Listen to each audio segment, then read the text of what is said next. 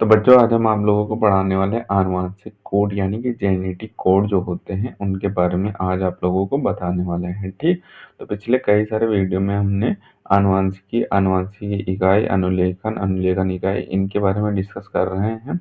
ये जो टॉपिक सब लिए जा रहे हैं ये आपके क्लास 12 बायोलॉजी के वंशागत के आणविक आधार वाले चैप्टर से लिए जा रहे हैं। ठीक, तो आनुवंशिक कोड के बारे में कभी कभी आपके एग्जाम में पूछ दिया जाता है, ज्यादा नहीं पूछता लेकिन कभी कभी आपके एग्जाम में आ जाता है। ठीक, तो इसको आप एक दो बार लीड लगा के आराम से आ, सुन लेंगे, एक दो बार लीड लगा के तो आपको पूरा तैयार हो जाएगा। ठीक, एक दो बार ऐसे ही मौखिक आप कान में लीड लगा के सुन सकते हैं तो आपको पूरा तैयार हो जाएगा। ठीक, तो इसमें क्या दिया हुआ है उसे देख लेते हैं। तो इसमें दिया हुआ है कि आनुवंशिक कोड जीवन की शुरुआत से चला आ रहा है, यानी कि जो आनुवंशिक कोड होता है जीवन की शुरुआत से ही चला आ रहा है, या यूनिवर्सल कोड है, यानी कि ये यूनिवर्स के द्वारा दिया गया कोड है जो सभी जीवों में आनुवंशिक सूचना के आधार पर प्रोटीन संश्लेषण करता है, यानी कि ये सभी जीवों में आनुवंशिक सूचना के आधार पर प्रोटीन संश्लेषण करता है।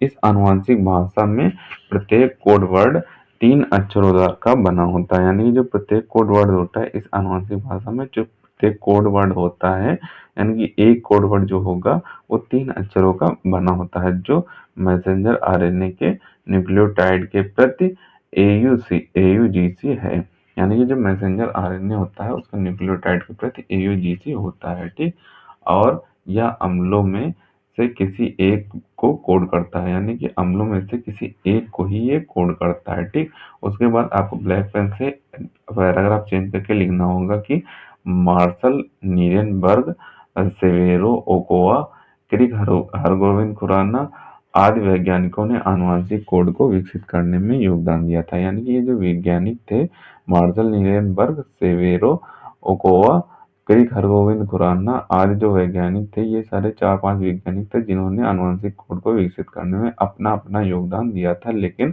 फ्रांसिस क्रिक को कोड के क्रिक पद्धति का जनक कहा जाता है। ये जो फ्रांसिस क्रिक हैं इनको कोड के क्रिक पद्धति जो दी थी उसका जनक कहा जाता है। उसके बाद आपको अगला पैराग्राफ चेंज करना है, ब्लैक पेन से लिखना है।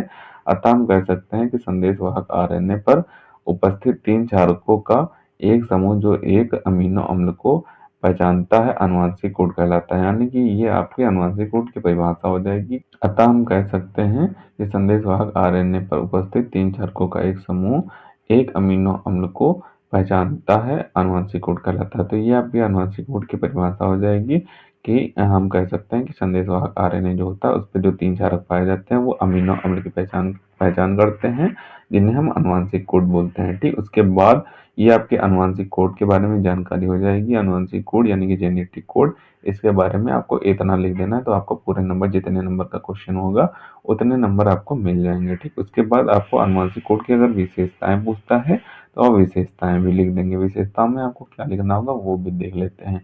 विशेषताओं में लिखना होगा कि आनुवंशिक कोड त्रिक होते हैं, यानी कि जो आनुवंशिक कोड होते हैं वो त्रिक होते हैं, अर्थात 3 क्षारकों का क्रम एक अमीनो अम्ल का आनुवंशिक कोड होता है, यानी कि जो 3 क्षारकों का क्रम होता है वो एक अमीनो अम्ल का आनुवंशिक कोड होता है। दूसरा विशेषता आपको इसमें लिखनी होगी कि एक विशेष आनुवंशिक कोड हमेशा एक निश्चित अमीनो अम्ल को ही कोड करता है, यानी कि जो विशेष आनुवंशिक कोड होता है वो हमेशा एक निश्चित अमीनो अम्ल को ही कोड करता है। यह सभी जीनों में उसी अमीनो अम्ल के लिए प्रयुक्त होते हैं, यानी कि जो कोड होते हैं ये जीनों में उसी अमीनो अम्ल के लिए प्रयुक्त होते हैं जिसके द्वारा वो कोड बना हुआ होता है। ठीक, उसके बाद तीसरा पॉइंट आपको लिखना होगा कि सभी 64 आनुवंशिक कोड में से एक समारंभ कोड होता है जो कि AUG होता है, और 3 समापन कोड होते हैं जो कि UAG और UGA, ये 3 आपके समापन कोडान होते हैं। आपके समापन कोडान और समारंभ कोडान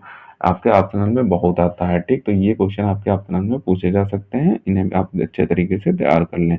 इसके बाद चौथा आपको विशेषता लिख देनी है कि 2 आनुवंशिक कोड के बीच विराम या कॉमा नहीं होता है, यानी कि जो आनुवंशिक कोड की भाषा होती है उनके मध्य में कोई भी विराम या फिर कॉमा नहीं होता है, केवल ऐसे ही आनुवंशिक कोड की भाषा चलते जाती है। ठीक, तो ये आपके आनुवंशिक कोड की विशेषता हो जाएंगी। अगर विशेषताएं पूछी जाती हैं तो आप इस विशेषताओं में ये लिख सकते हैं। ठीक, तो इसका आप ऊपर से स्क्रीनशॉट कर लें और इसे आपको अच्छे तरीके से और बेहतर ढंग से तैयार कर लेना है। इंपॉर्टेंट है, कभी कभी आपके एग्जाम में आ जाता है, ज़्यादा नहीं पूछा जाता है। ठीक, तो सबसे पहले आप इतने पार्ट का स्क्रीनशॉट करें, अब बचे हुए पार्ट का स्क्रीनशॉट करें